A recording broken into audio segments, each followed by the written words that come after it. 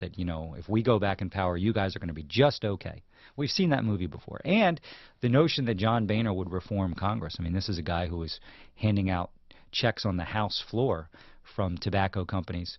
So his entire political network is D.C. lobbyists. So listen, if the Republicans take over control, middle-class people won't be part of the discussion. It's going to be the lobbyists and the big special interests who are going to be sitting in the office up there on Capitol Hill making all the decisions and doing things to protect them. So, I think that Boehner is just a symbol of what you're going to see here. I mean, listen, what I'm really surprised by, and I'm not in the business of giving Republicans advice, nor should they listen to me, but had they come out at some point in the last year and a half and said, okay, we get it. We lost big elections in 06 and 08. Here we're kind of the new Republican Party. Here's some of our new ideas. Here's how we're going to depart from the past. Kind of like how Tony Blair, operated with New Labor back in the day. Had they done that and improved their standing, because listen, voters right now, there's not some budding love affair in the offing with, Sarah Palin and John Boehner and Mitch McConnell. Their ratings are as low as they were in 08. So, and I think they could have done something to fix that. And, when I talk to voters out there and see research, there is a sense that these guys don't get it, that what people don't really want is just a return. No one's satisfied with where we are today. And I think the message we have to get to voters is, do you want to go back? And that's not, a distortion. That's what they're saying. They think those policies, remarkably, that led the country to the brink of a Great Depression should be brought back. Or do you want to move forward? And we're on the right direction here. And so I think Boehner is someone that, needs to be front and center here, because if they win, he's the speaker, and people ought to know that, again, he's just a symbol of it. But this is what you're going to get if the Republicans take over control. But, David, a lot of people don't believe we are in the right direction. They look at the unemployment rate, which is not coming down. In fact, it's creeping up again, and they don't see it coming down for a long time. And they are impatient.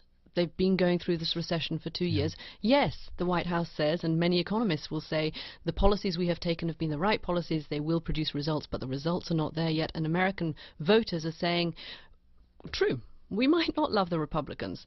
This is not about wanting to vote in our Republican candidate. It's just about wanting to get rid, to have a check on the spending that we see, and have better jobs, and we're not seeing them from the party that's in power at the moment.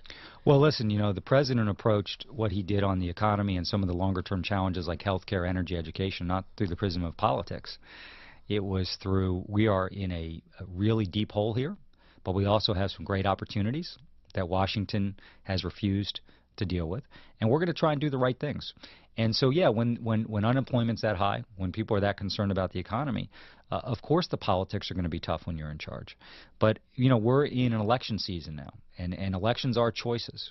And I think that, and these are pretty dramatic choices.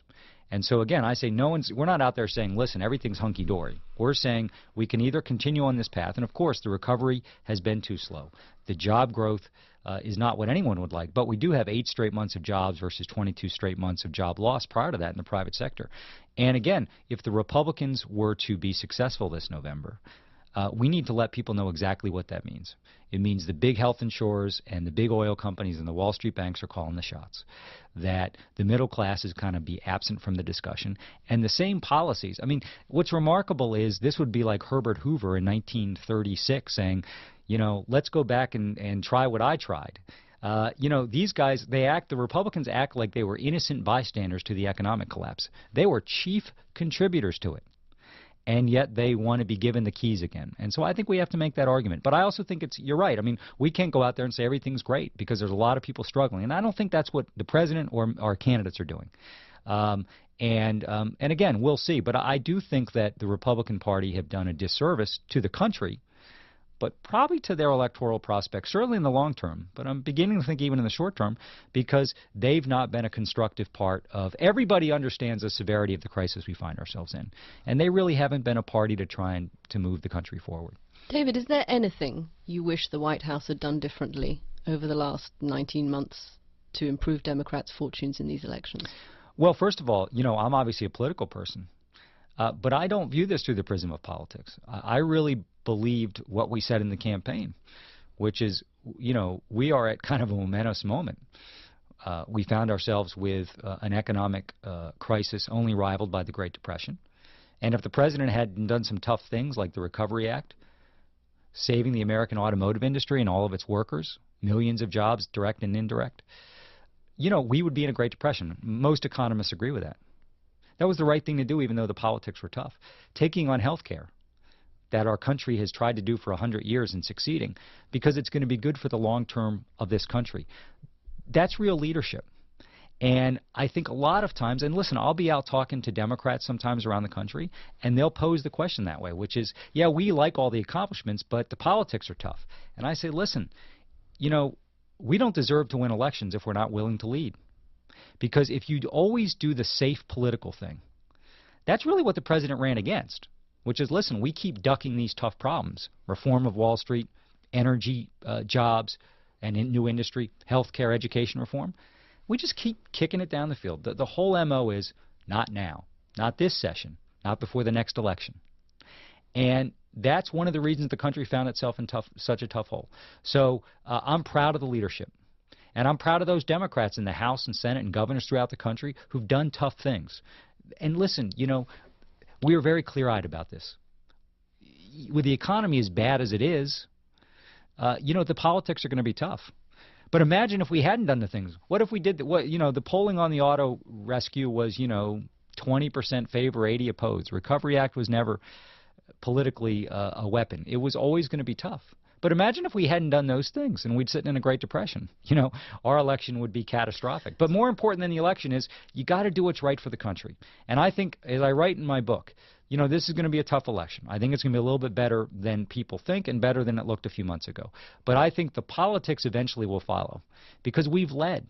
And the benefits of that leadership are going to be very clear over the years to come. So there's nothing you wish the White House has done differently? No, I'm proud of the leadership. I mean, I think that he's tackled tough problems. He's done it first through the prism of what's right for the country, not through the prism of politics. And so, I'm really I'm proud of that. You wrote an op-ed in January, and you said the Democrats needed to do a few general things to strengthen their hands in November. What were those things? What were your recommendations back then, and are the Democrats fulfilling them? Well, I said, first of all, let's not be in the fetal position. Let's go out there and sort of proudly and defiantly talk about what we've done, frame it, what the Republicans are against, to go out there and talk about the benefits of health care. Get out of the 30,000-foot discussion about health care reform and talk about, the fact that the Republicans are okay with health insurers targeting women diagnosed with breast cancer and trying to get them kicked off their plan, deny all people of pre-existing conditions. You're going to have 4 or 5 million small businesses get a middle-class tax cut for health care. Tens of millions of Americans. They're against that. I mean, and that we need to defiantly take these on, and that we need to keep talking about changing Washington because, this is sometimes derided in Washington as kind of a process argument. People are hungry for a change here. Less influence of special interests, less influence of lobbyists, more transparency. And again, this election's a choice. And if you're an American voter listening to this program and you're concerned about the influence of special interest, what the Republicans are going to bring is going to be like something we've never seen before because they're being supported financially. But what's new is all these shadowy groups out there that are spending tens of millions of dollars. There was a report today, WellPoint, the big health insurers poured about $1 million in one of these shadowy groups. So they're betting on the Republicans because they want them in charge. So if you're a middle-class person out there, someone trying to get in the middle class or stay in the middle class, you are not going to be a factor in the Republican decision-making. It's going to be these big corporate special interests, as it was when they were in control last time. But it's even going to be worse because these big corporate special interests are writing $1 million, $2 million, $3 million checks to these big organizations. You mentioned healthcare, and in your book you write that healthcare reform will play a major role in the elections in 2010, 2012 and beyond. Is it playing the role, though, that you expected it would play? Because actually, look at the polling, it seems to be that healthcare is a negative for Democrats when it comes to these midterm elections. Well, again, it depends on the individual components of healthcare are quite popular. The truth is most of the healthcare benefits have not kicked in yet. Some of the consumer protections, the old patient bill of right argument, we actually now have passed that. And so kids can stay on their parents' health care plan until 26. You cannot be denied coverage based on pre-existing conditions. So, as you know, the health care plan rolls out over a series of years. And ultimately, how people view health care won't be based on what somebody like I say. We're all health care consumers. we'll be able to determine whether it worked or not. I have a high degree of confidence down the road people are going to be very positive about it. But in this election, I think some of our candidates are doing a good job of saying, on pre-existing conditions, on tax cuts for the middle class and small businesses so they can afford health care, on some of the insurance company abuses that were ended. That's what my vote was about, and my Republican opponent is okay with all that continuing. But some Democrats are running, saying I voted against health care. Some are. Most Democrats voted for it. So, but here's the thing: if you roll back the clock to when health care passed back in the spring, the Republican Party basically said our entire campaign's going to be about health care. They're not so full-throated anymore. By the way, this is something, a lot of these Republican candidates are talking about repeal and replace health care. That's not going to happen. So I wonder what the grassroots base out there is going to say next year when they say, hey, you guys told us you were going to deliver on this. I think there's a coming sort of civil war between some of these candidates that are running in their grassroots base. But no, I think that done properly in a lot of districts and states, the health care argument can be a very powerful weapon for us. I'm Katty Kay of the BBC sitting in for Diane Rehm. And if you'd like to join the programme, please do call 1-800-433-8850 or send us an email to drshow@wmu.org. You can also send us a tweet or find us on Facebook as well. And actually Jennifer has written a question in from Facebook. She says, many of my Democratic friends are sitting out this year. Why? Because they feel the White House is more concerned with trying to be bipartisan with the result of dropping the agenda President Obama was elected to pursue. Well, I would encourage Jennifer and her friends to understand, one, the choice here, which is the policies that motivated so many people to get out in '08 to change are exactly what the Republicans are going to bring to bear. And that if you look at what the president talked about in '08, that we need to pass fundamental health care reform. We did that. We need to end combat operations in Iraq. We did that. We need to try and build a new energy economy, making batteries for electric cars, solar panels, wind turbines. Remarkable progress on that. Change our relationship with the rest of the world so we can solve common problems and lead in a strong but more cooperative way. All that's happening. So every voter out there who supported us is going to have some things that they wish had been done more quickly or differently. But if you look at the body of what the president promised, and aside from the individual issues, the thread was, listen, I'm going to not, just play politics. I'm going to take on tough fights, and I'm going to lead.